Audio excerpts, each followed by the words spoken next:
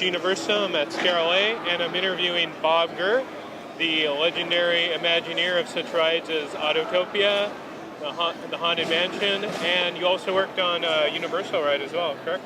Yes, after I left Disney in 1981, I formed my own company, Gurr Design Incorporated, and I immediately had a number of clients. The first big one was for doing King Kong, but just before that, I did the Conan Swords and Sorcery show with a great big dragon that came up out of the pit and actually had fire coming out of its mouth.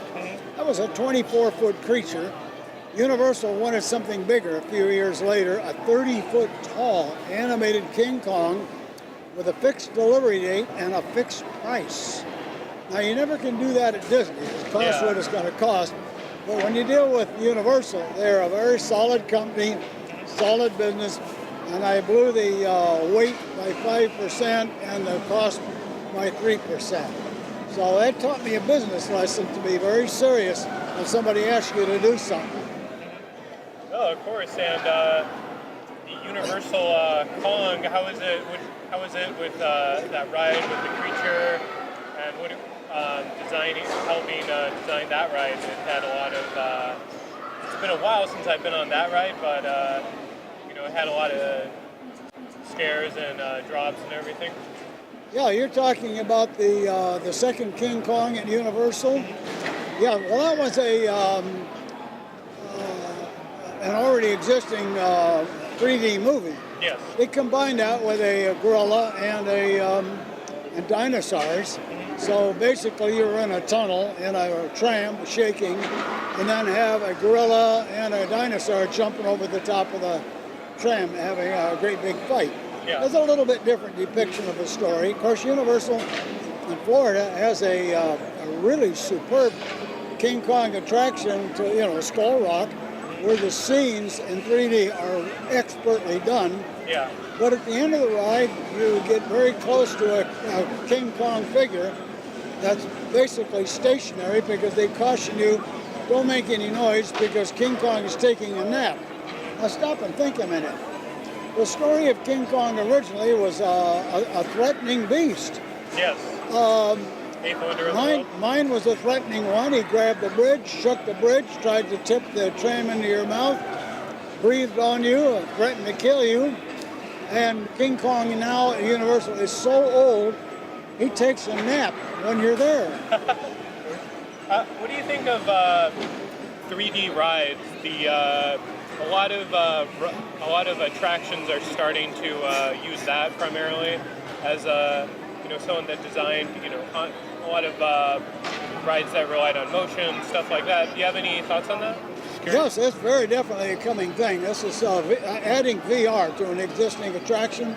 A very recent one is a water park where you're riding in the typical water tube, which all you see is the inside of a tube. Yeah. Well, now you can have it. You put on these headrests. They're beautifully designed. They strap around your head very nicely. They're programmed real well.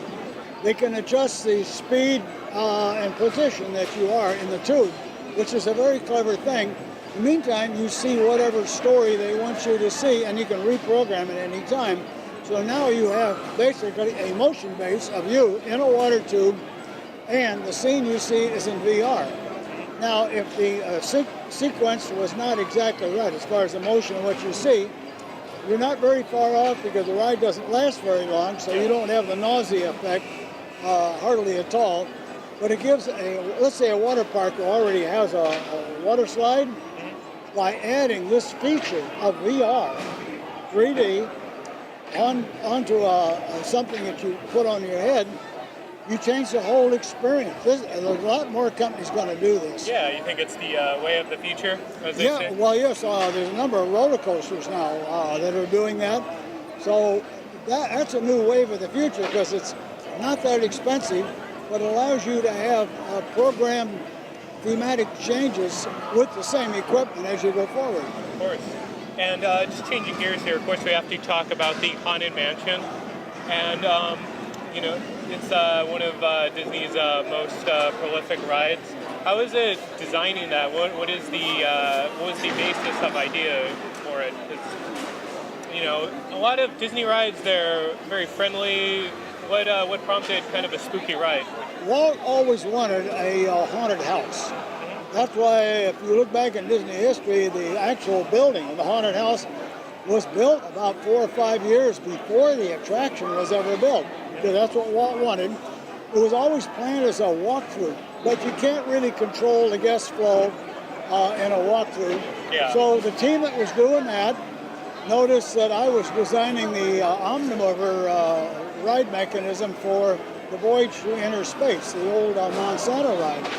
A few months into that, they said, oh, if we can use that on the Haunted Mansion, it will solve all our walkthrough problems. So the Haunted Mansion became the Dune Buggy only by the fact that a machine like that was already coming into being. Yeah. And the queue of the ride right now has sort of a walkthrough to it as well. Well, all good attractions need a walkthrough show, whether it's a shorter or a very long one. When you have an attraction that's going to have a very high hourly guest throughput, you need to have a lot more pre-show.